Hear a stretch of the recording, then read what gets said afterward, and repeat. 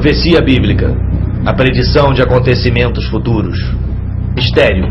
Uma visão obscura, como uma neblina. Mas na névoa também é possível observar uma luz do outro lado. Tu, ó rei, estavas olhando e viste uma grande estátua. A estátua, que era grande, cujo esplendor era excelente, estava em pé diante de ti. A sua aparência era terrível. O peito e os braços de prata, o ventre e os quadris de bronze, pernas de ferro.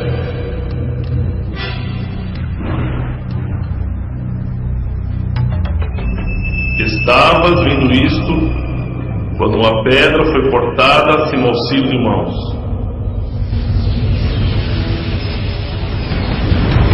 Esse é o sonho e também a sua interpretação. Diremos ao rei.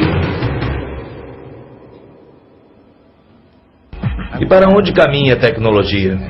Será que o microchip resolverá os problemas do mundo e dará a todos mais tempo para gozarem a vida? Ou estará abrindo caminho para os olhos sempre vigilantes do Big Brother? A internet promete facilitar a nossa vida, conectando-nos a milhões de pessoas em todo o mundo. Mas será que com isso estará fragmentando a família e destruindo a privacidade? Segundo uma recente pesquisa, 6 em cada 10 norte-americanos consideram que o fim do mundo acontecerá no futuro não muito distante. 49% acreditam que haverá o anticristo e 44% acreditam na batalha final do Armagedon. Haverá um Armagedon? De acordo com a Bíblia, sim, mas não agora.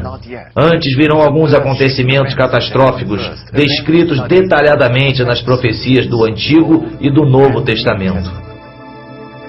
Espantosamente, dos 66 livros da Bíblia, que incluem o Antigo Testamento judaico e o Novo Testamento cristão, 18 são dedicados apenas a predições de acontecimentos futuros, e quase que 1 de cada 2 livros contém alguma profecia significativa. Israel, o berço da profecia.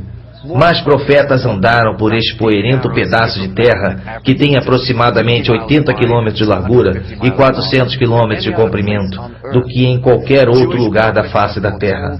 Profetas judeus previram não só a história do seu próprio povo com detalhes incríveis, mas também a ascensão e queda de impérios, bem como o destino da raça humana. A profecia do profeta Daniel, mais fácil de se entender, é a interpretação do sonho de Nabucodonosor. É uma das profecias mais espantosas já dada ao homem.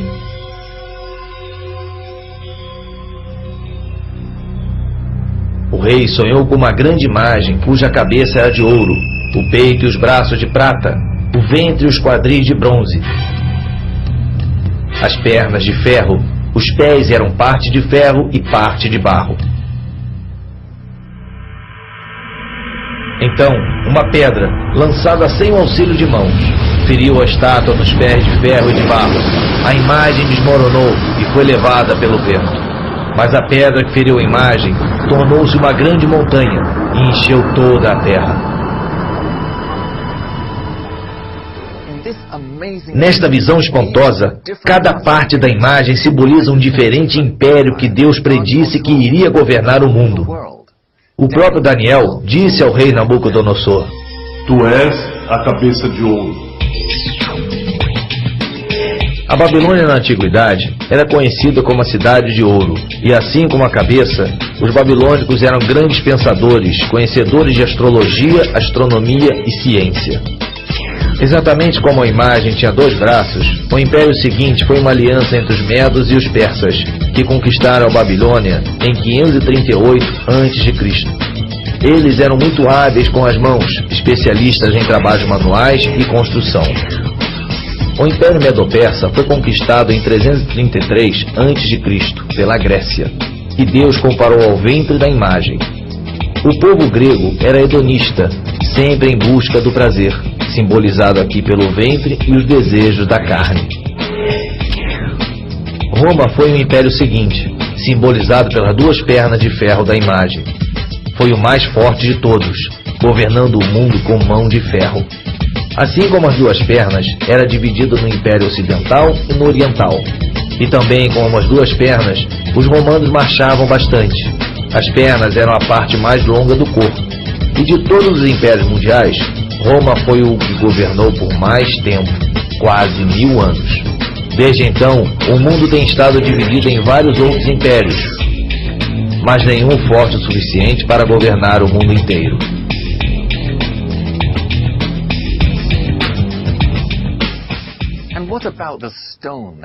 O que significa a pedra lançada sem o auxílio de mãos, que fere a imagem nos dedos e a estraçalha? As profecias de Daniel podem parecer um pouco complicadas, mas é significativo o fato de conseguirmos entender estes mistérios, porque Deus disse a Daniel: Tu, porém, Daniel, encerra as palavras e sela o livro, até o tempo do fim. Muitos o esquadrinharão e o conhecimento se multiplicará, porque essas palavras estão encerradas e seladas até o tempo do fim. But the book of Daniel today is a little bit more clear. First, because of the establishment of Israel, I believe. Secondly, because several things have happened already in the history that Daniel predicted and happened. Some of it had to do with the vision of the image that King Nebuchadnezzar have seen, with the different, main powers that will control the earth and what will happen. As we follow that study carefully, we can see very clearly the description of the Persian Empire, then the Greek Empire, then the Roman Empire, and then a situation as we have today, a clay mixed with iron, things that are not very clear as they used to be in the past, which we have in our modern democratic society. And so when you follow that, you can follow a little bit the book and see the fulfillment of some of the prophetic words. So it's not as sealed as it used to be. I do believe there are certain things that's still hidden from our eyes that Daniel talks about, and a good study, a thorough study, will open it up before those who really study it, along with the book of Revelation. Então, será que temos uma ideia do que os pés e os 10 dedos simbolizam? Muitos estudiosos da Bíblia concordam numa interpretação chocante desta parte da imagem, relacionada bastante com Israel e seu futuro em breve. Antes de entrarmos nas profecias do futuro próximo, vamos analisar as profecias já cumpridas, pois nos darão uma melhor ideia de como Deus se comunica através de linguagem profética. Poderia-se dizer que tanto a raça judia como a árabe foram concebidas através de profecia. Deus disse a Abraão, o pai de ambas as raças, que ele deveria sair do país de Harã para a terra que ele lhe mostraria. A Bíblia relata que Abraão obedeceu sem saber aonde ia. Deus prometeu-lhe: Eu multiplicarei a tua semente como as estrelas do céu e como a areia do mar. Uma aparente impossibilidade, pois não só sua esposa Sara era estéril, mas ela já tinha 90 anos de idade. Sendo assim, o primeiro filho de Abraão, Ismael, nasceu de uma mulher egípcia chamada Agar, serva de Sara. Ismael se tornou o pai das 12 nações árabes, que hoje estão espalhadas pela Ásia e África. No versículo 20 do capítulo 17 do Gênesis, Deus fala sobre Ismael: Eu o multiplicarei extraordinariamente, gerará 12 príncipes e dele farei uma grande nação. A minha aliança, porém, estabelecerei com Isaque, e Sara te dará neste tempo, daqui a 1 ano. No ano seguinte, aos 91 anos de idade, Sara deu à luz a Isaque, que se tornaria o pai de Jacó, cujos 12 filhos seriam os patriarcas das 12 tribos judaicas.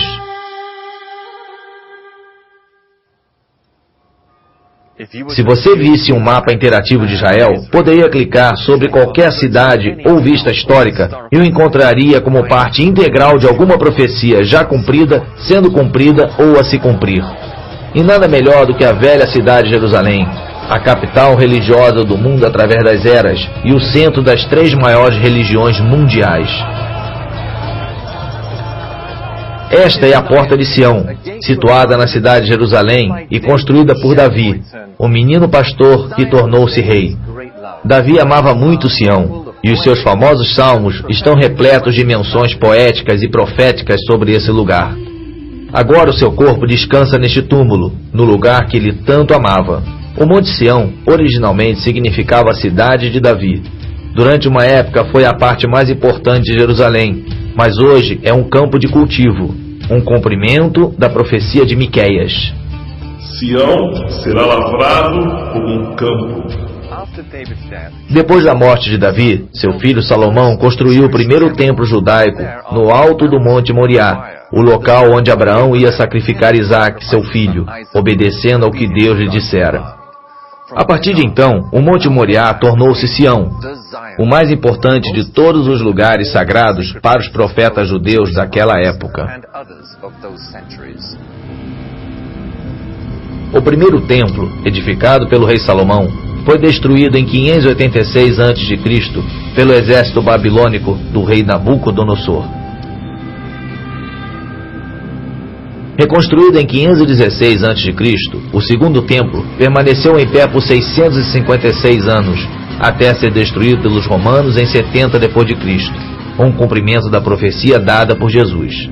Pouco antes de sua morte, ele disse aos seus discípulos: Vês esses grandes edifícios, não ficará pedra sobre pedra que não seja derrubada. Jesus predisse que o templo seria derrubado pedra por pedra. Isso foi cumprido literalmente 40 anos mais tarde pelo exército romano do imperador Vespasiano, sob o comando do general Tito. Jerusalém foi saqueada e incendiada, e 100.000 judeus foram crucificados em diferentes pontos da cidade. Os romanos então queimaram o templo, construído principalmente em madeira e decorado com ouro e prata. O ouro e a prata derretidos escorreram pelas fendas entre as grandes pedras do alicerce. Os romanos arrancaram as pedras para retirarem todo o ouro e a prata. Sendo assim, não ficou uma única pedra sobre pedra, um cumprimento literal da profecia de Jesus Cristo.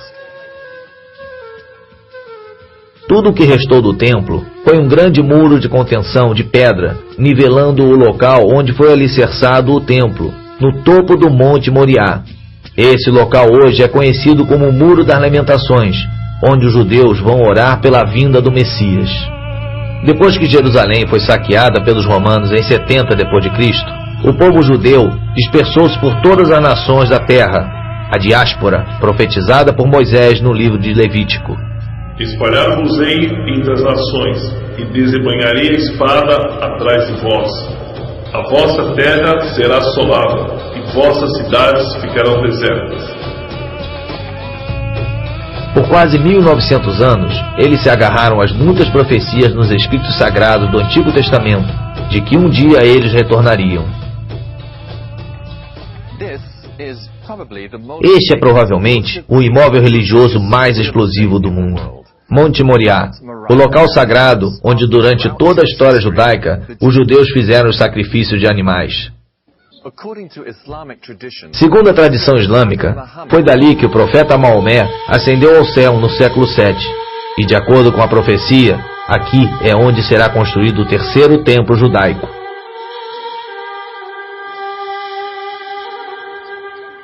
Esta é a mesquita de Omar e o lugar de adoração mais santo do islamismo, construída em 600 d.C. É também chamado de Cúpula da Rocha, porque ali dentro encontra-se a pedra sobre a qual Abraão ia sacrificar seu filho Isaque. Durante os 500 anos do governo romano e bizantino, o cristianismo predominou na Palestina, mas após a conquista árabe de 641, ela ficou sob a influência do islamismo. No ano de 1099, as cruzadas tomaram Jerusalém e estabeleceram um reino feudal que durou até 1291, quando os europeus foram então expulsos pelos egípcios. Em 1516, a Palestina passou a fazer parte do Império Otomano por 400 anos, até ser dominada pelos britânicos no final da Primeira Guerra Mundial, em 1918. Segundo uma profecia muçulmana, Jerusalém seria conquistada por um profeta de Deus e tomada pacificamente. Então, quando o general Allenby, chefe das forças britânicas, e seu exército cercaram Jerusalém, o povo, ao ouvir seu nome, rendeu-se, sem resistirem, porque Allenby, em árabe, significa profeta de Deus.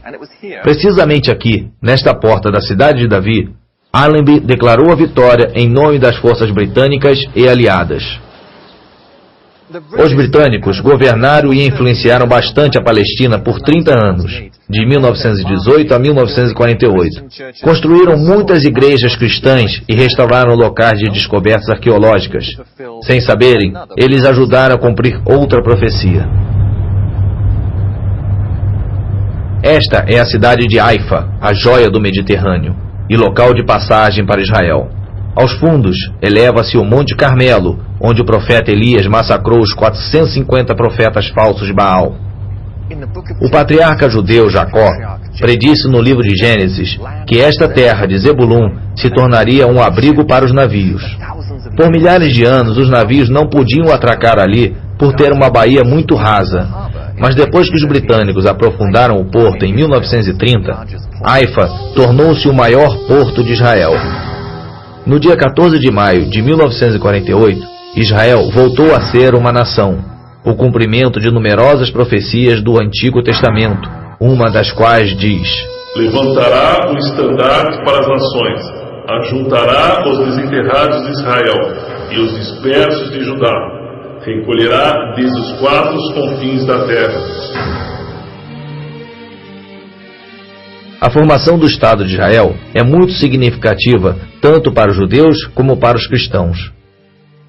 One major sign that I personally believe that is an indicator to the fact that we are, whether the threshold or already at the beginning of the end time, is the establishment of the modern state of Israel. Here is a phenomena that have been predicted in the Word hundreds of times. The Old Testament is full of prophetic word about the restoration of Israel. Ao mesmo tempo que os cristãos buscam sinais indicadores da volta de Jesus, os judeus buscam sinais da vinda do Messias. Há muitos judeus ortodoxos ensinam que o mundo duraria por 6.000 anos antes do Messias vir, e com ele a raça humana passaria por um período de 1.000 anos de paz, já que Deus criou o mundo em 6 dias, de acordo com Gênesis 1:31, e descansou no 7º dia, de acordo com Gênesis 2:2, eles interpretam que a história mundial atingiria o seu clímax dentro desse parâmetro também. The first 2,000 is until Abraham. When Abraham was 52 years old was the first 2,000. Then he had a covenant with God that will be his God and will give him the land. The second 2,000, the middle 2,000, was from between 2 to 4, is the 2,000 where the prophecies are being written. The Bible and all, the entire Bible. The last 2,000 is from the destruction of the second temple. It comes, by the way, by the dot to the year. Another time we have to explain that. So the last 2,000 is the 2,000 of the era of Mashiach. Eles citam o Salmo 90:4, que diz: porque 1.000 anos ao teu lado são como ontem quando passam. Da mesma maneira, o cristão considera a segunda epístola de Pedro, capítulo 3, versículo 8, que diz: há todavia uma coisa, amados, que não deveis esquecer, que para o Senhor um dia é como 1.000 anos, e 1.000 anos é como um dia. Creation, 6th day of creation. The 7th day is the last 1,000. Is the day of God, kingdom is totally revealed in the world. A reconstrução do Templo de Salomão, no monte, é de tal importância para os judeus que há séculos eles oram por isso e encerram toda a cerimônia de casamento quebrando um copo para lembrar os convidados da destruição do templo. A construção do terceiro templo está muito além da fase de planejamento. Aqui, no meio de uma rotatória construída pela Prefeitura de Jerusalém, não muito longe do portão de Damasco, da velha cidade, é onde muitos consideram ser o local para a pedra angular do novo templo. The Bible tells us, and you shall make for me a sanctuary that I will dwell among you. So that's really the comprehensive commandments regarding the construction of the temple. And then there are many other commandments as well. The commandments really can be fulfilled today in a number of ways, kind of in absentia, or maybe kind of in a piecemeal fashion, in view of the impediments towards actually building the temple until such time as it is more fitting. So the main way that the Institute is going about the fulfillment of the commandment and occupying itself with the goal of trying to do really as much as possible in our time towards the temple is by creating the vessels.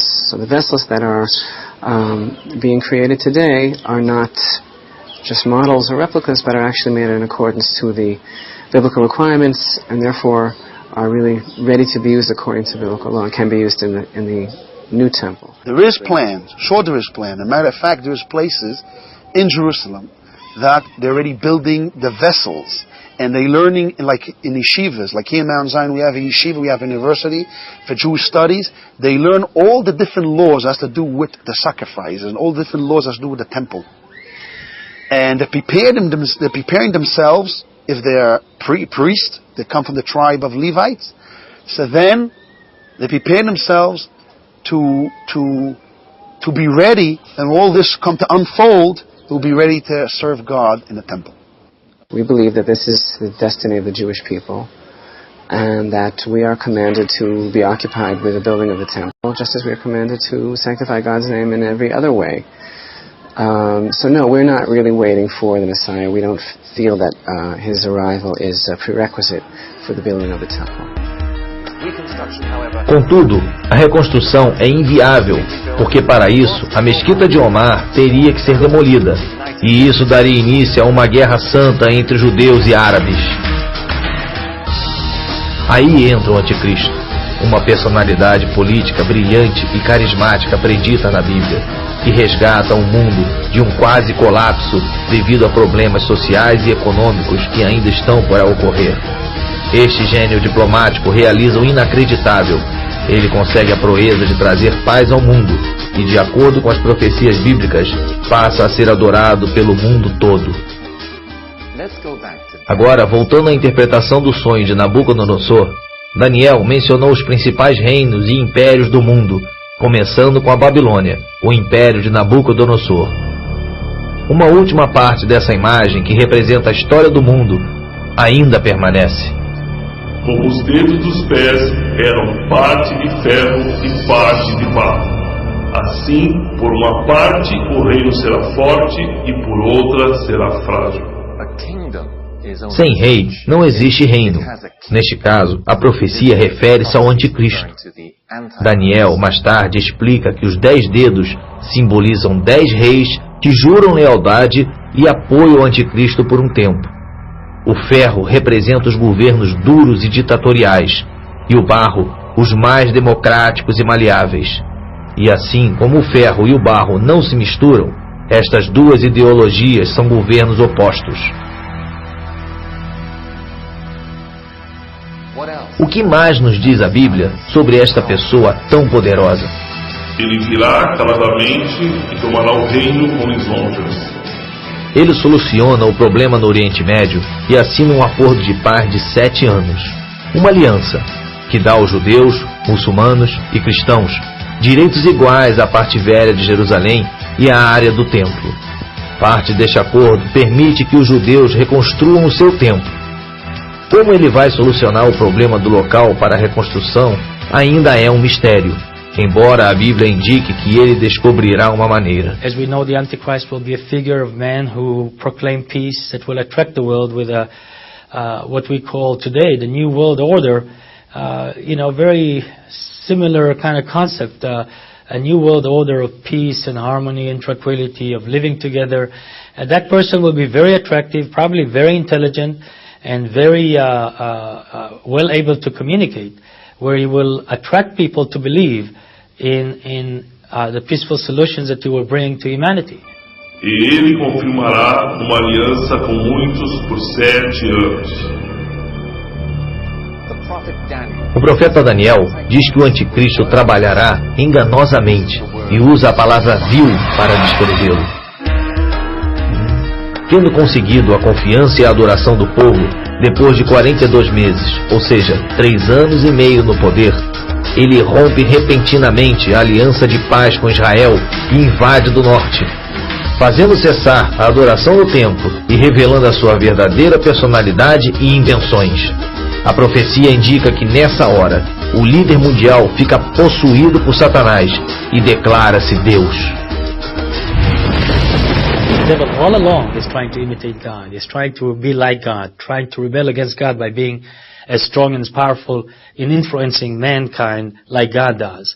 And so the Antichrist will have a lot of aspects that will appear as, portrayed for the Messiah, for Christ. He may be a very powerful man. He may even do some supernatural acts. We don't know. May have some power given to him by the devil that will create some supernatural manifestations. Yes, I do believe people will confuse him with Christ, and those that are not deeply engaged with relationship with God and understand the Word of God good today may fall into that deception.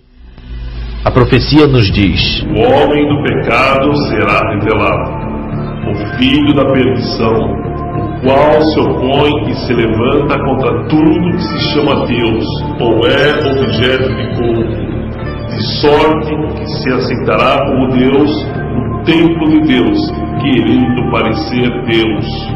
Na metade da semana, para cessar o sacrifício e a oferta de manjares. Foi ali, no Monte das Oliveiras, que Jesus acrescentou uma instrução muito clara em relação à profecia de Daniel, dizendo aos seus seguidores como agir quando o anticristo fizesse cessar o sacrifício no templo e estabelecesse a abominação da desolação, ou seja, a sua própria imagem como um Deus, em algum ponto do lugar santo, no templo neste monte. Quando, pois, vindes a abominação de desolação de que falou o profeta Daniel no lugar santo, então os que estiverem na Judéia fujam para os montes. Quem estiver sobre o telhado não desça a tirar de casa coisa alguma. E quem estiver no campo não volte atrás para pegar a sua capa. Porque nesse tempo haverá grande tribulação, como desde o princípio do mundo até agora não tem havido, nem haverá jamais. Esta abominação da desolação, descrita pelo profeta Daniel e Jesus, é também chamada de imagem da besta, no livro do Apocalipse. Com base no que a profecia descreve, poderia ser uma máquina computadorizada, que pode falar e mandar matar qualquer pessoa, em qualquer lugar que se recuse a adorá-la. Este rei fará conforme a sua vontade, e se levantará e se engrandecerá sobre todo Deus, e falará coisas espantosas contra o Deus dos deuses. Não terá respeito aos deuses de seus pais, nem ao desejo de mulheres, nem a qualquer Deus, porque sobre tudo se engrandecerá. Aí é que o anticristo insiste em que todos recebam a marca da besta. Talvez um chip implantado na testa, ou um número de identificação na mão, que lhe permitiria comprar ou vender, e sem o qual não se poderia fazer nenhuma transação comercial. A todos, os pequenos, os grandes, os ricos e os pobres, os livres e os escravos, faça que lhe seja dada certa marca sobre a mão direita ou sobre a fronte, para que ninguém possa comprar ou vender, senão aquele que tem a marca, o nome da besta ou o número de seu nome. Ora, esse número é 666. Pela primeira vez na história, existe uma infraestrutura tecnológica para um ditador mundial se encaixar numa sociedade ao estilo Big Brother, sem dinheiro. O papel moeda está desaparecendo e sendo substituído por cartões de plástico com uma faixa magnética ou chips. Mas nem todos serão engodados pelo anticristo. Ele não conseguirá estabelecer o seu governo mundial completamente. Daniel prediz que algumas nações se rebelarão e se recusarão a adorá-lo ou receber a marca, principalmente nações cristãs, judias e muçulmanas, a maioria das quais rejeita a adoração a ídolos. O anticristo reage iniciando a pior perseguição em massa em toda a história. Sobre isso, Jesus diz: Se aqueles dias não fossem abreviados, nenhuma carne se salvaria, mas por causa dos escolhidos serão abreviados. Esta caçada humana, semelhante à perseguição romana contra os primeiros cristãos, só que muito pior, vai durar 3 anos e meio e é conhecida como a Grande Tribulação. Então aparecerá no céu o sinal do Filho do Homem, e todos os povos da terra se lamentarão e verão o Filho do Homem vindo sobre as nuvens do céu, com poder e muita glória. E ele enviará os seus anjos com grande clamor de trombeta, os quais ajuntarão os seus escolhidos desde os 4 ventos, de uma a outra extremidade dos céus. 3 anos e meio depois que o anticristo estabelecer a sua imagem, Jesus voltará nas nuvens, onde todo o olho o verá. Ele reunirá aqueles que lhe permaneceram fiéis através da grande perseguição do anticristo, literalmente tirando-os da terra e indo ao seu encontro nas nuvens. Com os seus fiéis a salvo, começa então o juízo de Deus contra o anticristo e seus seguidores.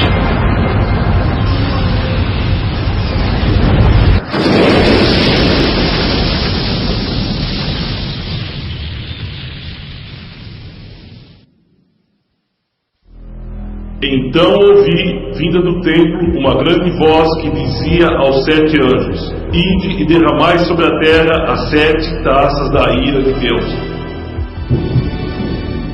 O primeiro saiu e derramou a sua taça sobre a terra, e apareceu uma chaga feia e dolorosa nos homens que tinham o sinal da besta e o que adoravam a sua imagem. O segundo anjo derramou a sua taça no mar, que se tornou em sangue como de morto, e morreram todos os seres viventes que estavam no mar. O terceiro anjo derramou a sua taça nos rios e nas fontes das águas, que se tornaram em sangue. O quarto anjo derramou a sua taça sobre o sol, e foi-lhe permitido que abraçasse os homens com fogo. Os homens foram abrasados com grande calor, blasfemaram contra o nome de Deus, que tem poder sobre essas pragas, mas não se arrependeram para lhe darem agora.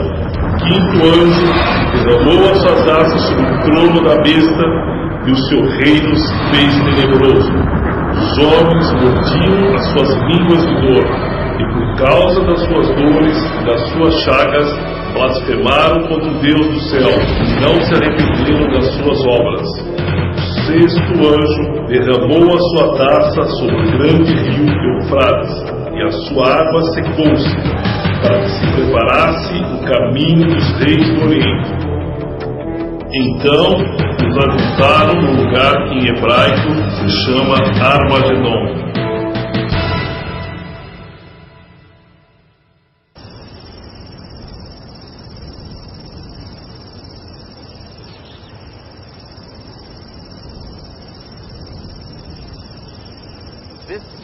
Este é o Vale de Megido, também conhecido como Vale Esdraelon em Israel. Armagedon em hebraico significa colina de Megido, e é um grande monte em forma de cúpula no vale. Quando Napoleão viu pela primeira vez o grande vale, que vai do sul de Haifa até Jerusalém, exclamou: "Que ótimo local para uma batalha!" Quando o general Pershing, um dos grandes generais da Segunda Guerra Mundial, o viu, declarou: "Que ótimo local para uma guerra estratégica!"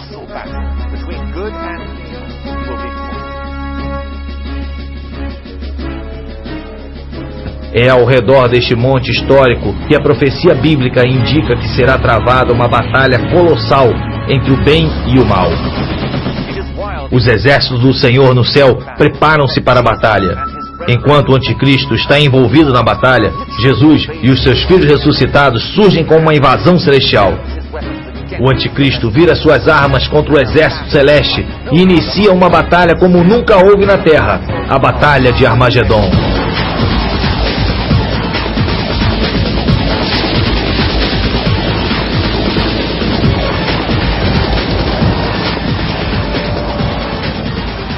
Durante essa batalha, as orações daqueles que por muito tempo clamaram por justiça são respondidas, pois esgota-se a paciência de Deus com os caminhos perversos do homem. Já se ouve a gritaria da multidão sobre os montes, semelhante a de um grande povo, a voz do rebuliço, e reinos e de nações já congregados.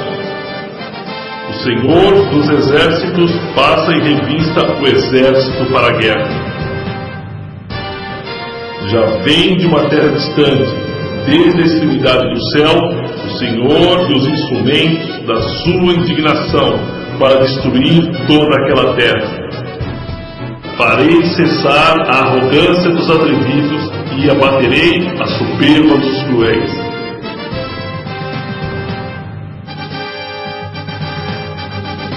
Estavas vendo isto quando uma pedra foi cortada sem o auxílio de mãos, a qual feriu a estátua nos pés de ferro de barro e os esmiuçou. Jesus muitas vezes é chamado de pedra angular, o início de um novo alicerce no templo, um alicerce espiritual. Exatamente quando a pedra lançada do nada acerta a imagem em Daniel 2, Jesus, o Filho de Deus, vem do céu para pôr um fim ao reino do Anticristo. Segundo Daniel, a batalha de Armagedon dura 45 dias. O Anticristo é jogado vivo num lago de fogo e seus seguidores malignos são massacrados.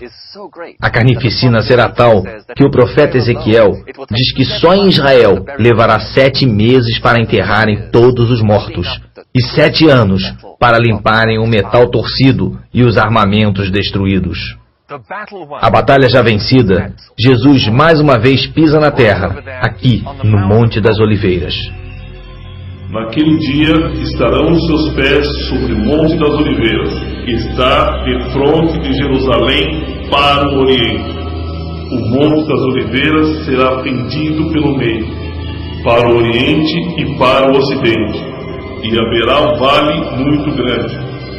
Metade do monte se apartará para o norte e a outra metade para o sul, e o Senhor será o rei sobre toda a terra. Os sismólogos informam que o Monte das Oliveiras está situado sobre uma falha geológica e que existe uma rachadura que corta o monte ao alto, de norte a sul. When we look at Mount of Olives, which is right not far away from where we're sitting right now, we can see that the literal fulfillment of this verse can very easily happen. One thing we do know is that Christ will come physically. His appearance is very important because it says the eyes of men will behold him. There's also going to be a supernatural manifestations all over. The whole earth at 1 minute will see him. And so there would be some kind of a supernatural phenomena from the heavenlies that will attract the entire attention of the earth. It has to be. And then those who will live around here, specifically this verse is for them, they probably will see some manifestations on the Mount of Olives and Christ that are different than if I look today at Mount of Olives and see the mountain sitting there in its tranquility and, peaceful fashion. I'm sure it will be different then. There will be a lot of commotion. There will be a lot of supernatural manifestations that God will reveal himself through Christ, and Christ himself will come and will land, I believe, right on the Mount of Olives. And then, of course, we have there a large graveyard right now of many people, even David's tomb and others that believe that because Christ or the Messiah, the Jewish people, even non-Christians, believe the same way, that when Christ or the Messiah will come, those will be the first to be resurrected because they are buried in Mount of Olives or close to the Mount of Olives. And so again, there will be a lot of the resurrection part. There will be the commotion of his arrival. There may be the split of the mountain. All the functions of the heavenlies, sun, moons, and stars will take different shape. And so we are expecting real dramatic moments around here. Esta é a porta dourada, por onde Jesus passou na última vez que entrou em Jerusalém, quando o povo clamou: Hosana, Hosana ao filho de Davi. E o receberam e aclamaram como um rei. Agora está todo murado, como podem ver. Dizem que um dos governantes muçulmanos de Israel lembrou-se da profecia de Maomé no Alcorão, que diz que quando Jesus voltar, ele entrará por essa porta para tomar a cidade de Jerusalém e reinar como rei dos reis. Temerosos com a possibilidade de Jesus tomar o seu trono, ele construiu um muro e fechou o portão para tentar impedi-lo de entrar. Fazendo isso, ele cumpriu a profecia de Ezequiel. Esse portão será fechado e não se abrirá, e nenhum homem passará por ele, porque o Senhor, o Deus de Israel, por ele passou. Portanto, será fechado. E o que pensar da última parte da profecia, no livro de Daniel, depois que a pedra derruba a imagem? Então foi juntamente esmiuçado o ferro, o barro, o bronze, a prata e o ouro, os quais se fizeram como a palha das eiras no estio, e o vento os levou, e não se achou lugar algum para eles. Mas a pedra que feriu a estátua se fez um grande monte e encheu toda a terra. Esmiuçará e consumirá todos esses reinos, e será estabelecido para sempre. Esta pedra, atingindo a imagem, significa o fim dos reinos do homem e seu governo na terra. Compare esta pedra com os versículos seguintes e a interpretação fica bem clara. Virão muitos povos e dirão: vinde, subamos ao monte do Senhor, a casa de Deus de Jacó. Ele nos ensinará o que concerne aos seus caminhos, para que andemos nas suas veredas. De Sião sairá a lei, e de Jerusalém a palavra do Senhor. Finalmente o mundo será governado com equidade, verdadeira justiça, com liberdade, paz, abundância e felicidade para todos. Deixará de reinar a cruel e egoísta filosofia que dá o mundo aos mais fortes. Não haverá mais corrupção, vícios, crime, suborno ou injustiça. Jesus e seus anjos e os seus seguidores ressuscitados estabelecerão o seu justo governo com justiça de verdade para todos. Ele exercerá o seu juízo entre as nações e repreenderá a muitos povos. Estes converterão as suas espadas em arados e suas lanças em podadeiras. Não levantará espada nação contra nação, nem aprenderão mais a guerra. Já quebrou o Senhor o bastão dos ímpios e o cetro dos dominadores. Já descansa, está sossegada toda a terra. Exclamam todos com júbilo. Milênio é uma palavra que vem do latim e que significa 1000 anos. Tem sido usada por estudantes de profecia bíblica para denominar esse período incrível, essa era dourada de paz na terra. Durante o milênio, enquanto o anticristo é jogado no lago de fogo, o diabo que o havia possuído é acorrentado e aprisionado no centro da terra, no abismo sem fundo. Com o diabo fora de cena e a terra aliviada de muitas maldições, o mundo voltará ao que era na época de Adão e Eva no paraíso. Águas arrebentarão no deserto e ribeiros no ermo. A terra se transformará em lagos e a terra sedenta em mananciais de águas. A terra assolada se lembrará. Dirão: esta terra desolada ficou como o jardim de Éden. First of all, we know that the devil and everything that he represents, which is, the negative, the ugly, the difficult part of humanity, will be taken out, will be locked, will be away from the experience, day-to-day experiences of mankind. The second thing that we know is that God would dwell with men again. It gives me back the picture of Garden of Eden. God was walking in the garden. Adam and Eve are there. It was a natural relationship between them. It wasn't like today you have to go somewhere, to the ends of the earth to go to a revival where people say the Spirit of God is moving and, you need to go to Toronto, you need to go to different places to get that spiritual. It was natural experience for Adam and Eve to have God, involved in their life. I think it will be the same in the millennium. God will be part of our life in all the aspects of our life, and it will not be something religious. It will be natural. It will be a beautiful relationship of love and harmony between man and God.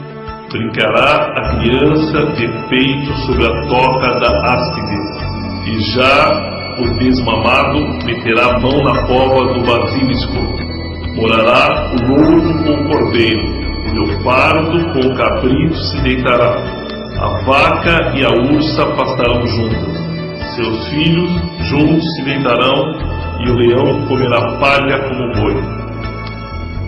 Humanity will not be an enemy to each other. A lion and a lamb cannot dwell together today. But also in Yugoslavia, for example, the Serb and the Albanians cannot live together, and in Turkey, the Kurdistan people and the Turkish cannot live together, and in Israel, the Arabs and the Jews cannot live together. In other words, the same picture that we see of the animal world, this violent action for survival and all this aggression between certain groups of animals to others, we see that in humanity in a different way. Since in the millennium, the whole concept of humanity will be different.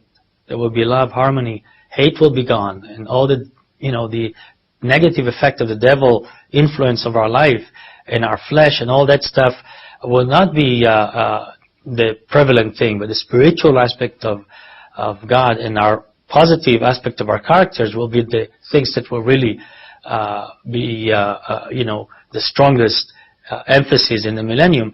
I think also nature will behave in the same way. I think God will change the shape, the heart of animals.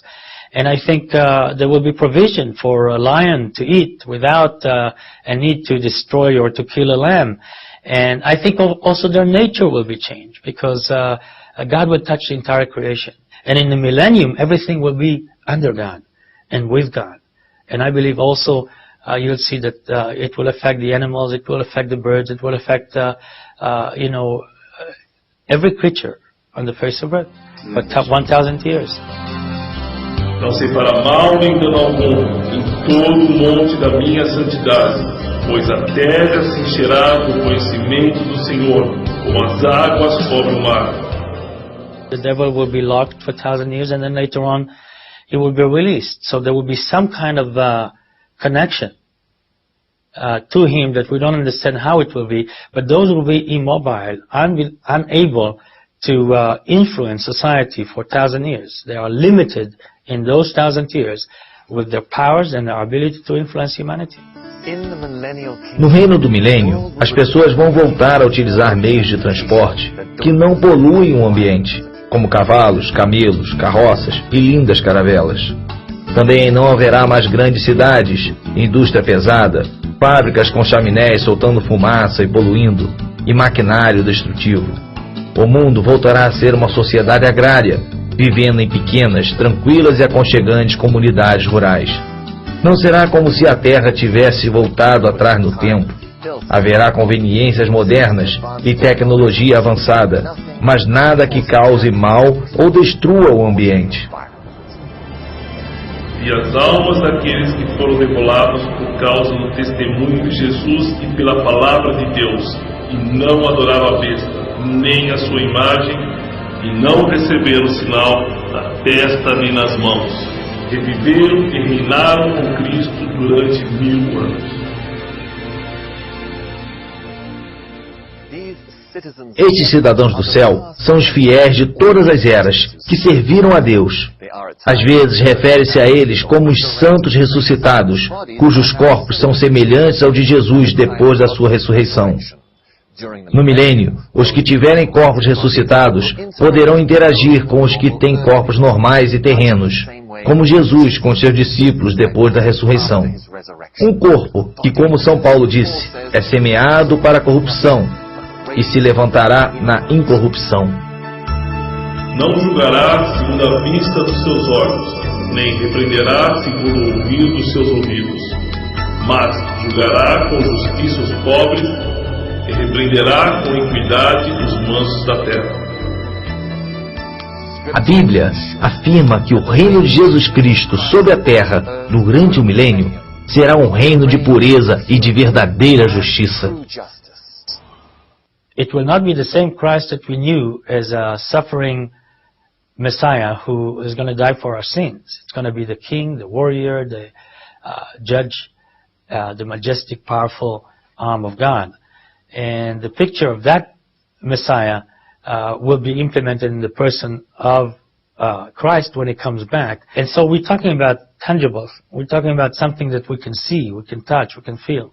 So it will be a physical presence of Christ that will be among us. And I believe that he will dwell among us in this 1,000 years. He will be our King, our Lord, and the one whom we worship and adore. As profecias que abordamos neste filme são meramente algumas das milhares de profecias cumpridas sobre os impérios, indivíduos e eventos mundiais que os profetas bíblicos previram com grande precisão. Estes mesmos profetas afirmaram repetidas vezes que Deus estabelecerá o seu reino celestial de amor, paz e justiça através dos seus seguidores ressuscitados. O reino e o domínio e a majestade dos reinos debaixo de todo o céu serão dados ao povo dos santos do Altíssimo. O seu reino será um reino eterno, e todos os domínios o servirão e lhe obedecerão. Deus tem dado ao homem a sua chance de tentar resolver os seus próprios problemas e trazer paz e felicidade ao mundo. E se Deus não interferisse nesta última hora da história, o homem provavelmente destruiria a terra completamente e se aniquilaria. Por isso, Jesus profetizou que nos últimos dias, a menos que aqueles dias fossem abreviados, nenhuma carne seria salva. Na verdade, a Bíblia diz que o mundo irá de mal a pior, mas também promete que quando o homem alcançar o seu limite, Deus interferirá e restaurará a terra a uma condição idílica, pela qual milhões continuam a orar todos os dias. Pai nosso que estás no céu, santificado seja o vosso nome. Venha a nós o vosso reino, e seja feita a vossa vontade, assim na terra como no céu. O pão nosso de cada dia nos dai hoje. Perdoai as nossas ofensas, assim como nós perdoamos a quem nos tem ofendido. E não nos deixeis cair em tentação, mas livrai-nos do mal. Porque vosso é o reino, o poder e a glória para sempre. Amém.